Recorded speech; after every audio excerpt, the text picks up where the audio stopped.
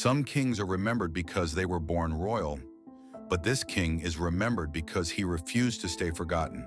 He wasn't born in a palace. He wasn't raised on golden floors or taught by royal tutors. He came from a distant province, a place the rulers barely cared about. But while royal princes competed for attention, he was out there competing for survival.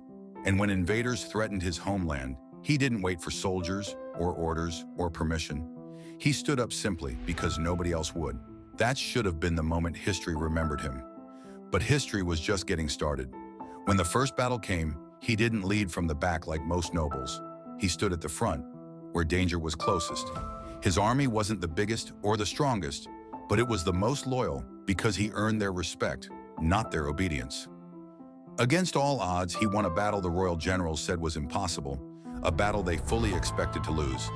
But he won with strategy, timing, and courage that no one saw coming. From that moment, the people didn't just admire him, they called him their king. Long before he ever wore a crown, and that is where the trouble began. When he returned home, the crowd cheered louder for him than for the actual king. Whispers filled the palace halls. A man loved by the people is more dangerous than any enemy.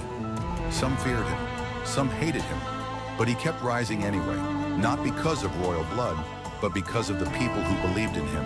And when the old king died, the people demanded a leader who had already defended them, already bled for them, already proven himself. That leader was him. He was crowned king, but not everyone celebrated. After his reign ended, the rulers who came next saw his story as a threat to their power. A king who wasn't born royal, a king who proved the throne could belong to anyone brave enough, a king loved more than the royal family, unacceptable.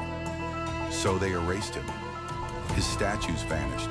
His name disappeared from scrolls. His victories were rewritten and handed to others. His bloodline was pushed out of the records. They buried him so deep that entire generations never knew he existed. But history is stubborn. You can erase ink, but you can't erase truth. Old inscriptions hidden in temples, faded journals written by loyal soldiers, stories whispered through families for centuries. Piece by piece, his life returned.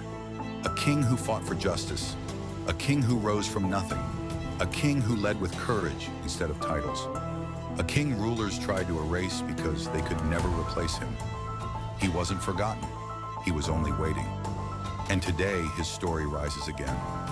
Honestly, this whole thing feels like when someone tries to crop you out of a picture, but everyone still remembers you were standing right there. You can hide the picture, but not the memory.